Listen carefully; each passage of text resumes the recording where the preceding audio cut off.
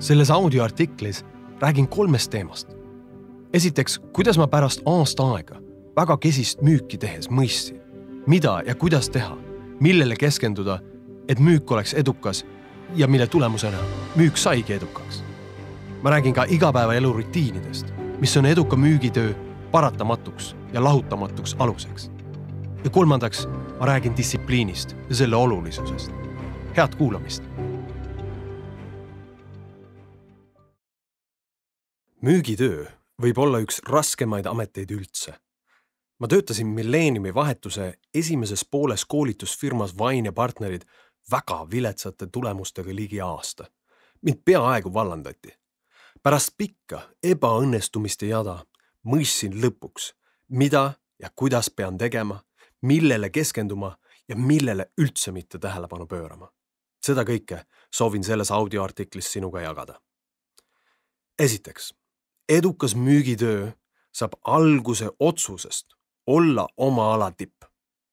Otsus olla müügitöös parim tähendab teatud igapäevarutiinide järgimist seni, kuni need saavad sinu elu loomulikuks osaks. Võtan siin kokku taktikad, mis mulle isiklikult edu tõid ning jagan kogemuse põhjalt soovitusi, kuidas müügihooks sisse saada ja seda ka hoida. Siin on nüüd 7 otsust, mida mina elus tegin ning mida soovitan kaaluda ka teistel, et müügis edukad olla. Esimene. Loo endale ise edukas päev. Paljud müügiinimesed alustavad päeva negatiivse minakeelega. Umbes selliselt. Jälle see kohutav hommik. Väsimus ja pimedus. Jälle need ummikud ja nõmedad kolleegid. Ikka veel see ebameeldiv ülemus. Need vastikud telefonikõned. Ilmselt sa oled kuulnud kedagi sedasi hädaldamas. Seejärel kulub neist paljudel tööle jõudes enese käima tõmbamiseks tihti rohkem kui tund, millele järgneb päeva kuidagi moodi lõunapausini venitamine. Selleks hetkeks on aga pool päeva juba raisus ja neid valdab uus ärevus, sest kohale jõuab taipamine, et nad ei ole oma senise päevaga elatise teenimise seisukohast mitte midagi tarka peale hakanud. Õhtuks on järel vaid moraalne kurnatus ja taustal luurav ahastus, mis ütleb, et homme hakkab kogu õudus uuesti pihta. Lohutust pakuvad võib-olla telekas, mõnel narko, mõnel alko ning füüsilise trenni tegemiseks pole pärast sellist masendavat päeva enamikel mingisugust energiat. Surnud ringist tuleb välja murda. Räägin sellest kõigest, sest olin müügikarjääri alguses ka ise üks nendest sapistest müügiinimestest. Õnneks aitas mind selline mees nagu Brian Tracy ja temalt õpitud tehnika. Tracy soovitas autoga sõitmise asendada ühistranspordiga ja täita tööle ja koju sõitmisele vabanenud aeg, minu puhul ligi 30 minutit päevas, positiivsust süstivate audioplaatide kuulamise või müügiinimestele suunatud eneseabiraamatute lugemisega. Mis oli tulemus? Tööle jõudes tundsin end positiivsest energiast laetuna, mis väljendus koheses soovis tegutsema asuda. Esimese telefonikõne tegemine ei olnud enam nii raske ja kuna tundsin end sisemiselt enesekindlamana, siis ei teinud ka klientide äraütlemised ja eid enam nii palju valu kui varem. Enese edule häälestamise kaudu loodud sisemine meelestatus viis mind varem või hiljem klientideni, kellega sain positiivse kontakti, mis andis ka jõudu ja tahet teha uusi kõnesid. Selliselt juhitud päevade tulemuseks oli omakorda see, et läksin 4 õhtul 5 koju tundega, et saan oma tööga väga hästi hakkama. Sain aru, et isegi kui ma täna ei müünud, müün homme kindlasti. Minu minakeel hakkas vaikselt muutuma. Võti on järjepidevuses. Pärast 5 kuud sellisel viisil tegutsemist tekkis minusse lootus, et kuna olin enda meelest juba väga positiivne, ei vaja ma enam hommikust eelhäälestumist. Kuid ma eksisin. Läks vaid paar nädalat, kui tundsin taas, et olen kannatuste ringist tagasi ja päeva oli väga raske käima saada. Võimalik, et see oli ainult minu eripära. Isiksuse testide järgi on minu neurootilisuse tase keskmisest kõrgem. Neurootilisus on soodumus näha elu läbi negatiivsuse prisma ning kogeda rohkem negatiivseid emotsioone kui teised. Aastaid hiljem Tartu Ülikoolis psühholoogiat õppides sain ka teada, et neurootilisusele kalduvatel inimestel on näiteks rangelt mittesoovituslik jätta vahele hommikusöök.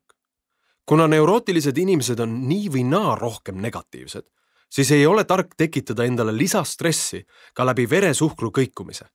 Samuti ei ole neurootilistel inimestel soovitatav tarbida tööpäeva alguses uudismeediat. Tagantjärgi vaadates tundub, et käitusin intuitiivselt õigesti. Neurootilise inimese jaoks on positiivsus nagu lihas, mis vajab pidevat treenimist ning minu hommikune positiivsusele häälestumise rituaal andis tulemusi. Selleks, et teada saada, milline on sinu isiklik suhe negatiivsete emotsioonidega, soovitan Jordan Petersoni tasulist isiksuse testi tema lehel, mis on www.understandmyself.com ehk siis www.understandmyself.com. Järgmine mõte. Suudle konna kohe. Oletame, et kuuladki edaspidi tööle minnes positiivseid audioraamatuid ja teed endast kõik, et olla tööpäeva alguses heas meeleolus. Kuid tea, et sama tähtis kui see, mida teed enne tööle jõudmist, on ka see, mida teed esimese asjana tööle jõudes. Kui jõuad kontorisse ja selle asemel, et kohe tööle asuda, alustad päeva hoopis kohvi joomise, ajalehtede sirvimise või kolleegidega suhtlemisega, on kogu sinu senine positiivsele häälestumine olnud mõneti asjatu.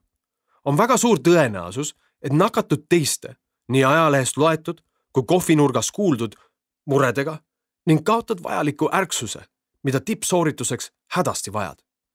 Mõnikord piisab vaid 5 minutist ja sa ei saa ennast ka järgmise 1,5 tunni jooksul korralikult käima.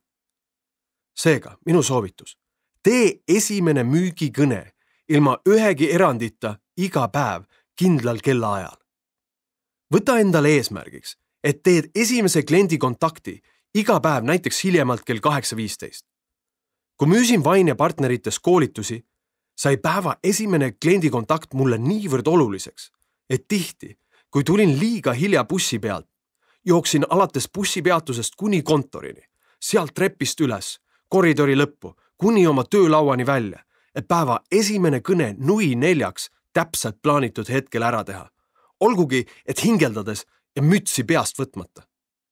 Peale esimest kõnet helistasin ilma ühtegi pausi tegemata kuni lõunani välja. Ainsad pausid olid WC-s käimiseks, mütsi nagisse viimiseks ja vee toomiseks. Järgmine soovitus. Pane paika kindel aeg ja tee oma esimene kõne ära nui 4. Iseendaga tehtud kokkuleppest kinnipidamine andis mulle tohutult jõudu ja suurendas aja jooksul eneseväärikust. Kui kahtlustad, et võid tööle hilineda, siis kirjuta esimese 3 potentsiaalse kliendi nimi ja number eelmisel õhtul märkmepaberile ja helista kasvõi kodust või tänavalt. Tähtis on, et hoiad oma lubadusest kinni. Rutiin, mis mind samuti toetas, oli see, et kirjutasin igal õhtul esimese 2 potentsiaalse kliendi nimed ja kontaktid kollasele postit paberile ning kleepisin selle endale töölauale. Nüüd piisas vaid töölauani jõudmisest ja sain kõnedega alustada, ilma et oleksin kaotanud aega, energiat ja motivatsiooni arvuti ja CRM-i käivitamiseks. Kui esimene number ei vastanud, valisin lihtsalt järgmise. Sedasi tegutsedes oli mu tööpäev edukalt alanud juba enne, kui jõudsin arvuti käivitada. Järgmine soovitus. Kaitse oma aega nagu kulda. Aga pea meeles, et nii kui kontorisse jõuad, hakkad kohe tegutsema. Sotsialiseerumine, virgumine ja muidu unistamine jäävad muusse aega. Teistega rääkimine, nende abistamine või ärakuulamine peab toimuma vaid ajal, millest te olete omavahel kokku leppinud. Näiteks lepite tiimiga kokku, et sotsialiseerumispaus on iga päev kell 2. Kui tegemist ei ole tõeliselt kriitilise asjaga, siis enne seda teiste poole pöörduda ei tohi. Kui tiim ei ole sellise kokkuleppe tegemisest huvitatud, siis kehtesta see reegel vaid enda jaoks. Varsti harjuvad kõik, et oled enne kella 2 omas mullis ning küll näed, et teised võtavad sinust eeskuju, kui soovivad sul tulemuste poolest kannul püsida. Järgmine soovitus. Kõlab justkui esoteeriliselt, aga selle nimi on siin ja praegu. Kohaloleku jõud müügitöös. Kui su klient ütleb sulle ei, väga hea. See tähendab aeg teha uus kõne. Kui klient ütleb sulle jah, väga hea. Aeg teha uus kõne. Helista, kohtu, helista ja veel kord. Helista, kohtu, helista. Müügitöös on kõige olulisem rütm. Tegutse nagu masin. Kuni sinu fookus läheb tulemustelt tegevustele ja saavutad seeläbi vooseisundi. Rõhutan uuesti. Fookus peab minema tulemustelt tegevustele. Sinu ainus ülesanne on klientidega suhelda. Uuesti ja uuesti. Nii, kui peatud kauemaks, kui vee võtmine või WC-s käik, kukud rütmist välja. Ja iga uus kõne on sama raske nagu päeva esimene. Iga ei vastus teeb jälle haiget. Iga kõrvaline segaja viib tähelepanu taas 30 minutiks eemale. Kui teed telefonimüüki, helista ilma peatumata. Pakkumised, e-mailid ja muu selline jäävad kindlale ajale päevas. Näiteks kell 4 õhtul. Mis on halvim, mida niiviisi saavutad? Müük. Ei ole võimalik, et sa ei müü 2 korda rohkem, kui sa sooritad 2 korda rohkem kontakte. Ja selleks, et sa saaksid 2 korda rohkem kontakte, on sul vaja distsipliini. Distsipliin aga eeldab, et järgid paika pandud süsteemi, kuni see saab eluloomulikuks osaks. Kuni sa sellele enam mõtlema ei pea, kuni hakkad seda isegi nautima, sest saad aru, et ainult rütmi järgimine toob selliseid tulemusi, mida sa tegelikult ootad. Järgmine soovitus. Kui läheb hästi, tee müügitööd edasi. Kui hakkad müügitöös tõeliselt häid tulemusi saavutama, on väga oluline edasi pingutada. See, et sul täna hästi läheb, ei ole tänase päeva tulemus. See on viimaste kuude ja aastate töö tulemus. Selleks, et ka homme hästi läheks, on vaja täna tööd teha. Argipäeviti ei ole sellist päeva nagu puhkepäev. Puhkamiseks on nädalavahetus ja puhkus. Töö ajal tee palun tööd.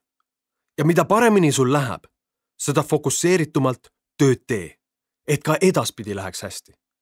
Viga, mida müügiinimesed teevad, on pärast kõva pingutust ja tulemusi, mis lõpuks saabuma hakkavad, loorberitele puhkama jäämine. Kui aga jätkad inertsist, siis pane tähele, et su elu ei ole enam selline nagu siis, kui sa alustasid. Isegi, kui teed sama distsipliini järgi tööd, on töö kvaliteet 100% muutunud. Lisaks sellele, et sina pöördud klientide poole, pöörduvad kliendid nüüd ka sinu poole. Sul on piisavalt palju kliente, et ühe kliendi eitav vastus ei ohusta su elu kvaliteeti ning igast jahist ei sõltu enam, kas jääd elama. Sul on nagu nii kõik hästi ning kliendi jah on ainult boonus, mis teeb kõik veel paremaks. Saad kliendile isegi öelda, et ka eitav vastus on sulle sobiv ning sa ütled seda tõesti siiralt. Ja kliendid tunnetavad seda, sest sinu hääletoon on muutunud. Sa oled saavutanud nii-öelda omaniku efekti ehk põhjuse, miks juhid müüvad tihti kohe, samas kui sulle oli seesama klient võib-olla äsja ei öelnud. Klient tajub sinu enesekindlust ning seda, et sa ei vaja teda ja ta saab sinuga rääkida seetõttu kui võrdne võrdsega. Järgmine soovitus. Õpi hoolega. Müük ei ole lihtne. See nõuab pingutamist ja iseenda pidevat proovile panekut. Kui oled omandanud harjumuse helistada ka siis, kui sul on 100 korda ei öeldud ja sa ei lase ennast sellest mõjutada, oled aru saanud, mis valdkonnas sa üldse töötad. Kõik eelnev on vajalik selleks, et sul saaks tekkida distsipliin ja harjumus tööd teha. Kui oled saavutanud aga rutiini ja distsipliini, millest eespool juttu, mis siis edasi? Kuidas saada veelgi paremaks? Õigupoolest, kuidas oleks totaalse kvalitatiivse hüppega paremuse suunas? Siin tulebki mängu pidev areng. Müügitööst on kirjutatud tuhandeid raamatuid. Iga etapp kogu müügiprotsessist on kellegi poolt ära katsetatud ja viimse nüansini läbi mõeldud, et sul oleks kergem töötada. Pühenda järgmise 6 kuu jooksul iga päev, tund müügikunsti õppimisele. Tee seda rasket tegevust, mis teeb ühel hetkel müümise lihtsaks. Õpi selgeks maailma parimad viisid, kuidas saada kliendi tähelepanu. Tea iga viimast kui tehnikat. Oska küsida huvitavaid küsimusi. Räägi oma tootest nii, et inimene jääb kuulama ja soovib enamat. Loo suhteid, mis annavad sulle soovitusi. Õpi ennetama vastuväiteid. Õpi tehinguid sulgema. Lihtsalt õpi ja täiustu. Mida rohkem mul tekkis teadmisi, seda suurem oli minu enesekindlus ja müük muutus ajapikku põnevaks mänguks.